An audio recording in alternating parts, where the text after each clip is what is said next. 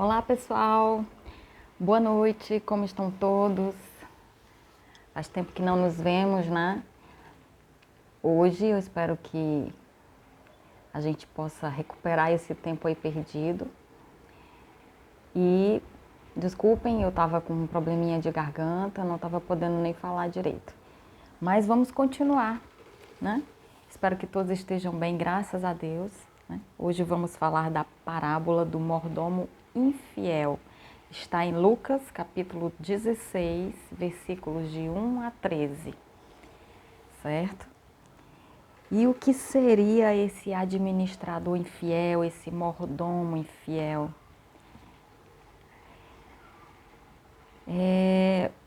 Para começar todos os ensinamentos de Jesus, como eu já falei para vocês, eles vieram por meio de parábolas. E, relembrando, as parábolas, elas transmitem um recado para os que estão aqui, né, na terra ainda, aguardando para irem para o reino dos céus, certo? E como a gente vai aprendendo sobre a Bíblia, vai tendo conhecimento das histórias, né, dessas parábolas que foram passadas, recados, né, por Jesus, nós temos que transbordar, temos que passar adiante esse recado que é para as pessoas poderem entender a Bíblia. Muitas vezes a gente não compreende o que está dito lá de primeira vez, né, quando a gente lê, mas a gente deve buscar esse entendimento. É importante. Então vamos lá. Primeiro de tudo, esse mordomo, que também era considerado um administrador à época, né?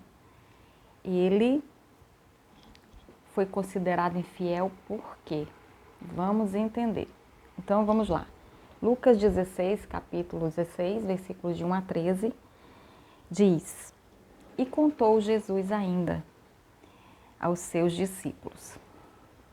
Havia um homem rico que mantinha um administrador. Este, porém, foi acusado de estar esbanjando os bens do seu patrão. E aconteceu que, mandando-o chamar, o interrogou: Que é isso que chega a mim a teu respeito?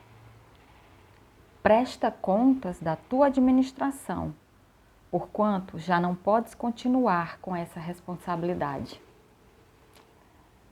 O patrão escutou que o administrador não estava agindo corretamente, não estava cumprindo com o seu dever, com a sua responsabilidade, né? O patrão ele não foi conferir não, ele simplesmente ouviu dizerem que o seu administrador estava fazendo as coisas de forma incorreta e chamou para perguntar o que estava acontecendo. Já mandou ele prestar contas. Para você ver como essa confiança tinha que ser certa mesmo. Você deixava alguém na responsabilidade dos seus bens, então você confiava naquela pessoa. Se houvesse um mínimo de dúvida, ela era logo dissipada. Não poderia deixar nada sujo, nada em dúvida. Tinha logo que passar os panos e ver o que estava acontecendo, né?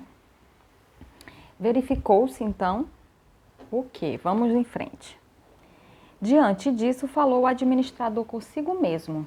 Ele pensou, né? Meu senhor está me despedindo. Que farei?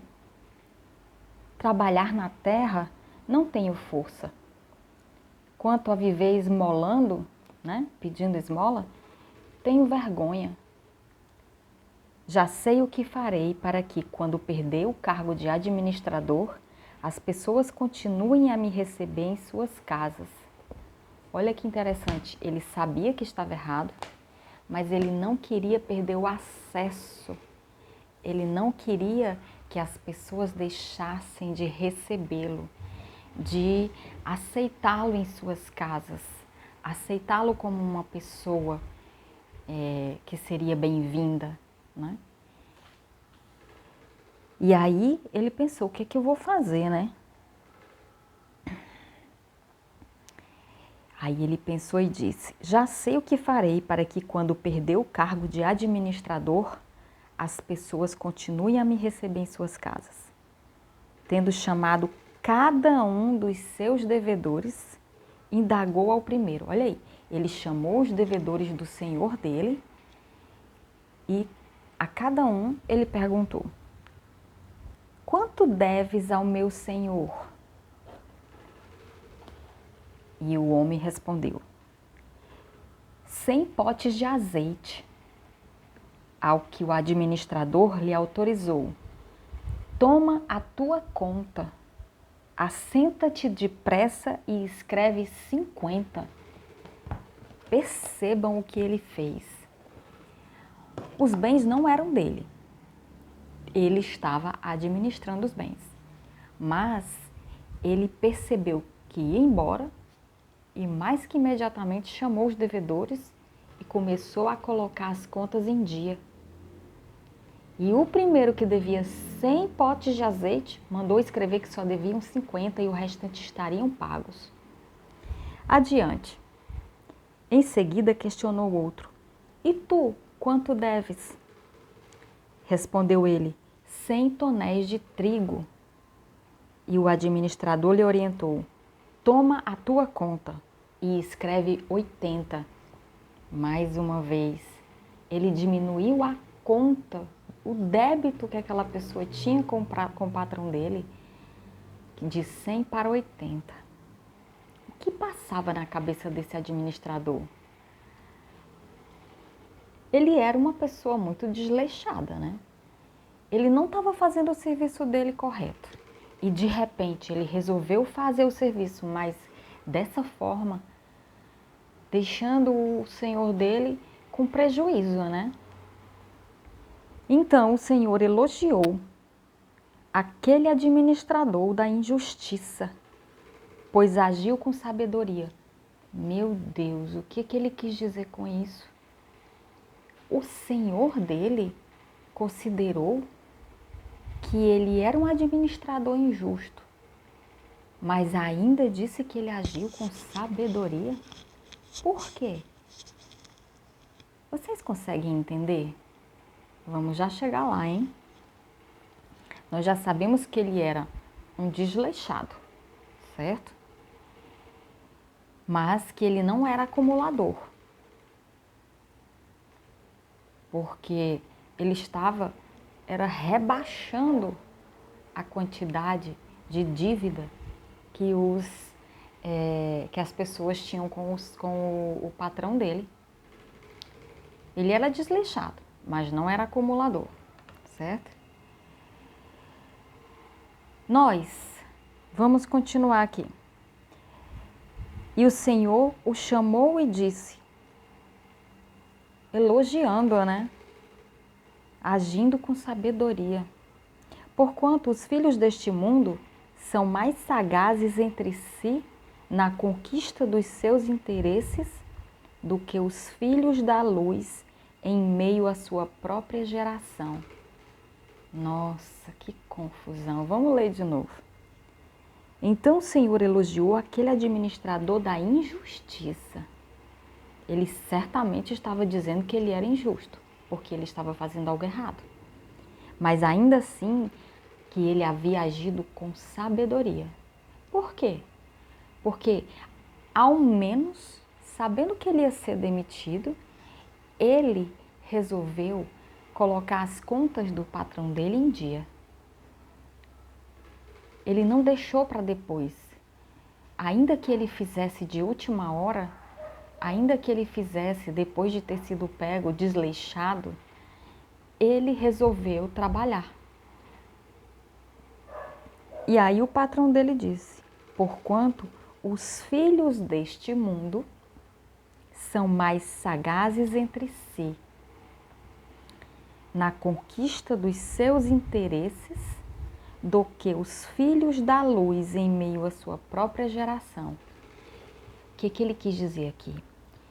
Que, embora ele tenha agido de forma errada, ele agiu para resolver o problema. Coisa que muitas das vezes aqueles que têm os problemas em suas mãos não conseguem resolver. Aqueles que agem corretamente ficam temerários, não têm coragem de agir, de tomar decisões, de resolver os problemas, né? Mesmo que fosse através dos seus interesses, né? A partir daquele momento ele estava dizendo: já vou ser demitido, mas eu vou ser aceito nas casas, porque eu vou resolver esses problemas aqui. E eles vão ver que eu agi em benefício deles. E o patrão dele perdoou. Perdoou essa atitude dele, porque enfim ele acabou que resolveu. As contas do patrão dele já não existiam mais. Ele conseguiu quitá-las todas, ainda que perdendo algo.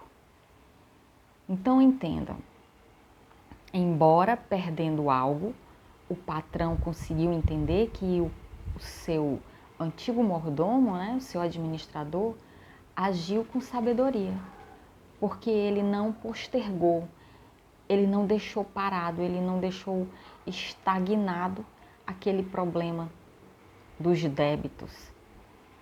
Ele resolveu todos, ainda que perdendo algo, e assim o patrão conseguiu considerar que ele agiu com sabedoria, porque muitas das vezes nós temos os problemas em nossas mãos e não temos coragem de resolvê-los, certo?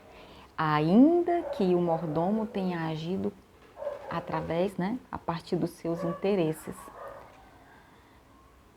E continuando, portanto, eu vos recomendo: usai as riquezas deste mundo ímpio para ajudar ao próximo e ganhai amigos, para que quando aquelas chegarem ao fim, ou seja, as riquezas, esses amigos vos recebam com alegria nas moradas eternas. De que amigos eles estão falando aqui? Nós estamos falando aqui dos amigos que nós teremos no reino dos céus. Eles vão nos receber com alegria. Por quê? Porque foram usadas as riquezas para levar o conhecimento da palavra de Deus. Por isso que ele está dizendo: usai as riquezas deste mundo ímpio para ajudar ao próximo e ganhai amigos, para quando aquelas acabarem, esses amigos os recebam com alegria nas moradas eternas. Ou seja, não estamos aqui confundindo o uso ou não uso das riquezas. As riquezas que nos são ofertadas por Deus, elas devem ser usadas, né? Nós devemos realmente desfrutar delas, mas principalmente utilizá-las para que nós, os próximos, né, os nossos próximos, façam um bom uso dele, usufruam dessa riqueza, certo? Porque na verdade nós vivemos num mundo ímpio, cheio de pecados, mas isso não significa que a riqueza não deva ser utilizada. Ela deve ser utilizada para que nós mostremos a palavra de Deus, né? Que nós mostremos o reino dos céus e ajudemos o próximo. Continuando. Quem é fiel no pouco, também é fiel no muito.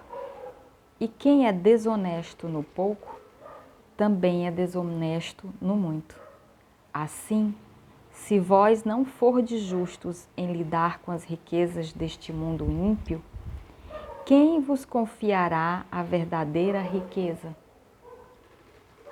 Se, portanto, não vos tornardes dignos de confiança em relação ao que é dos outros, quem vos dará o que é vosso?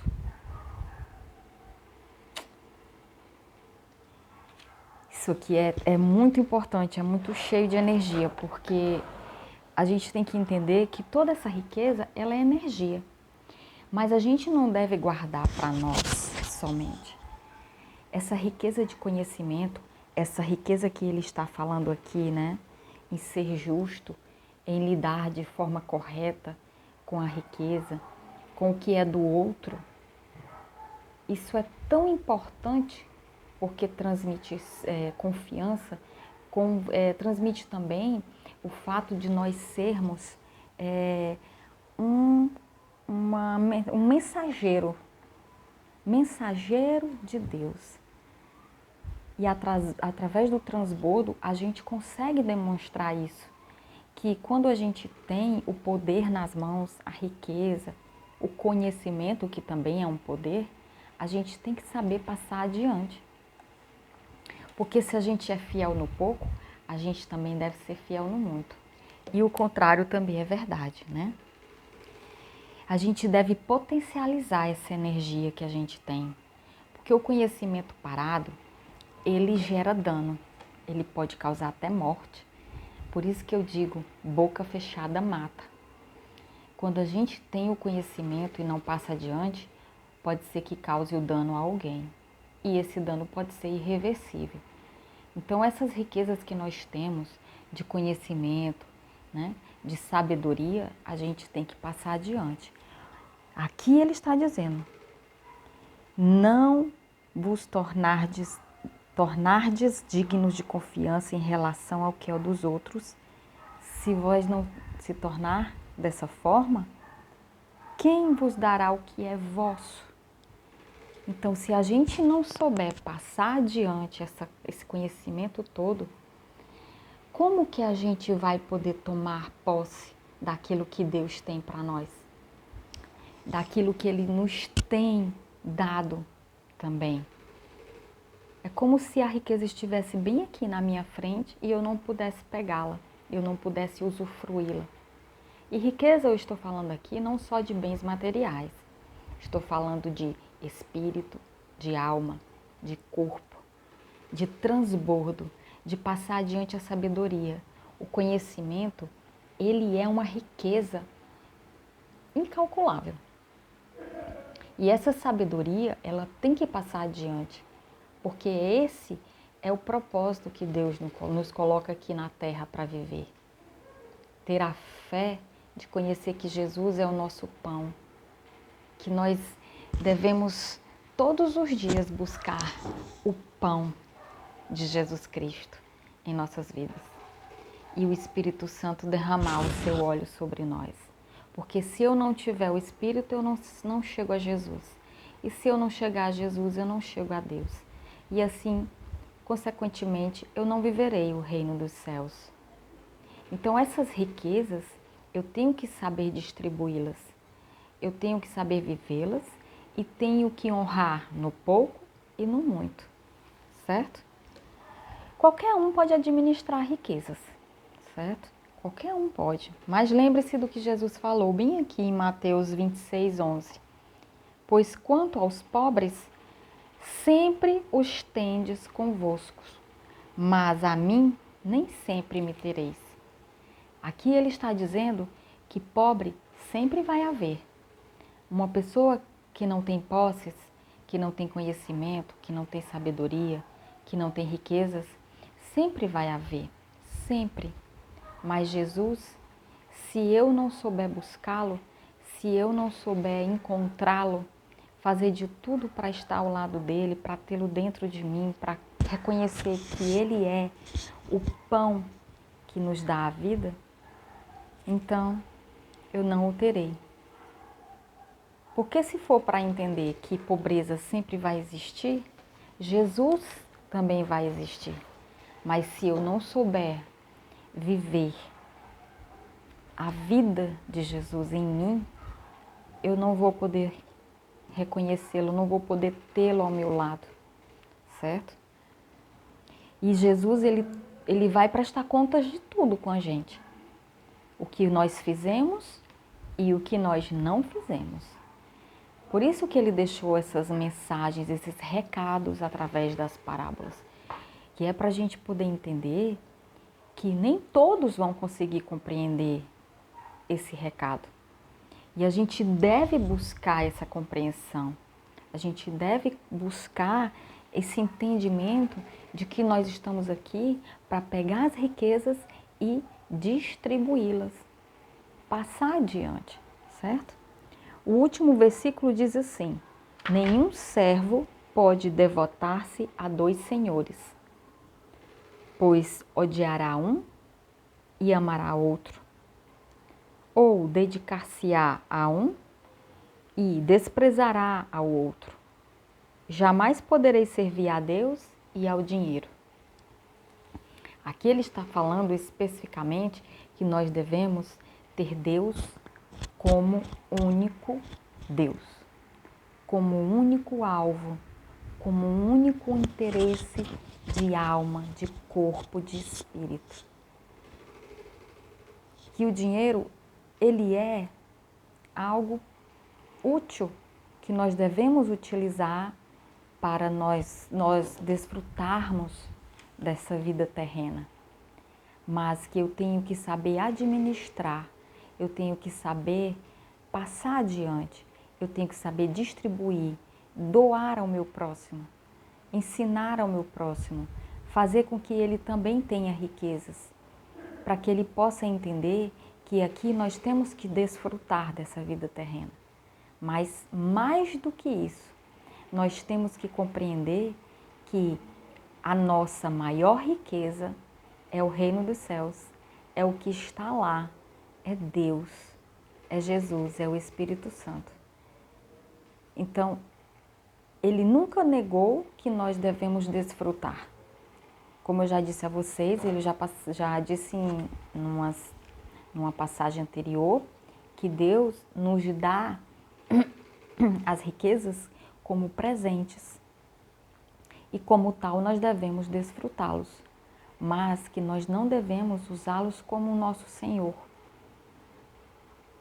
desvalorizando a Deus e valorizando o dinheiro. Pelo contrário, nós devemos valorizar a Deus. O dinheiro não tem esse valor, certo? Devemos ser prudentes. E o que deve ser feito é isso. O Senhor usa as coisas loucas deste mundo para que a gente possa compreender o que é certo e o que é errado, né? Muitas pessoas pensam que compreendem, se acham sábios por achar que o dinheiro é o seu Deus, é o seu guia. Vivem por ele, para ele, com ele. Mas não é isso. Não é isso que deve ser feito. Muitos ímpios vão aparecer na nossa frente, vão dizer que nós estamos errados, que não é para a gente dar valor ao dinheiro. E realmente não é. Não é para a gente dar valor ao dinheiro, é para a gente dar valor a Deus. Mas que o dinheiro, ele é uma peça que move as pessoas em busca de Deus. Como assim? Eu tenho que usar o dinheiro para procurar Deus? Não. Eu tenho que usar os bens que foram disponibilizados por Deus para nós, para ajudar o próximo. E é isso que Deus quer. Essa é a maior riqueza que Deus nos deixou. Amar ao próximo. Fazer com que o próximo usufrua. E nós também usufruamos dessas riquezas. Porque nós estamos aqui não é para sofrer, é para viver bem, é para sermos felizes. E o que nós temos de riqueza é para desfrutarmos e ajudarmos ao próximo. É assim que deve ser, certo? As pessoas, mesmo que injustas, elas fazem parte do trabalho, né? Esse administrador aqui, é exatamente isso que aconteceu. Ele tinha um trabalho para cumprir, não cumpriu, o patrão dele descobriu através de outras pessoas, o chamou e disse: olha, vamos prestar contas aqui, eu soube que você está fazendo algumas coisas erradas e você vai ser demitido. Mas que imediatamente, para não perder os favores das pessoas, dos amigos, né, o acesso às famílias, ele foi lá e cobrou os valores que o seu chefe, que o seu patrão tinha com os seus devedores. Ainda que atrasado, ele cumpriu o trabalho dele, né? Cada um tem uma mensagem que recebe em seu coração. E o importante mesmo é você pegar essa mensagem e cumprir o propósito que Deus deixou para a gente aqui na Terra. Amar a Deus sobre todas as coisas e amar ao próximo como a ti mesmo. E usar todas as ferramentas que Deus nos deixou aqui para cumprir esses propósitos. Certo? Por que é que ele cobrou menos? Essa é a grande pergunta, né? É exatamente isso. Para resolver tudo que ele tinha deixado para depois, né? Mas ele recebeu os bens do senhor dele. Os bens que os outros tinham pego e devolveram, não no valor que era o que tinha sido estipulado anteriormente, mas ainda assim ele recebeu os bens do patrão dele. Na última hora, ele usou o quê? Prudência. Ele foi prudente na última hora. Ele não quis ser esquecido por Deus. Ele não quis, essa analogia a gente tem que entender, porque senão a gente vai ficar achando, ele foi errado, ele roubou o patrão dele. Não, entendo. Ele sabia que ia ser demitido. Ele queria garantir ao menos que os bens em sua maior quantidade fossem devolvidos para o patrão. E aí ele usou dessa prudência, né? Usou dessa generosidade, perdoando parte da dívida, que é o que a gente recebe como ensinamento, né? Para se arrepender. Ele recebeu todas as pessoas que deviam ao patrão dele. Não recebeu 100% daquilo que eles deviam, mas ele recebeu um por um e não ficou ninguém devendo ao patrão dele, certo? E essa generosidade faz com que ele prospere. É o que está em Provérbios 11, versículo 24 e 25, que diz: o generoso prosperará. Quem dá alívio aos outros, alívio receberá. E era isso que ele estava buscando, esse alívio de ter feito o trabalho dele ainda que de última hora, ainda que no finalzinho do tempo do seu trabalho ele fez. E as verdadeiras riquezas não são realmente essas materiais que estão aqui na Terra, não. As verdadeiras riquezas, elas estão no reino dos céus. É nelas que a gente tem que focar, é nelas que a gente tem que buscar o nosso entendimento e aceitação, né? Para isso a gente tem que governar aqui na Terra e governar administrando corretamente a nossa vida, os nossos bens, a nossa família, certo? Cuidando realmente da nossa vida, porque se nós não fizermos a nossa parte, nós vamos ser esse administrador infiel. Vamos deixar tudo para a última hora?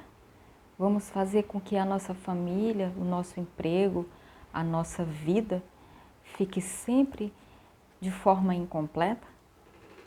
Não. Por isso que a gente tem que governar todos os dias a nossa vida, de forma que não deixemos vácuo, né? Buracos em nossa administração.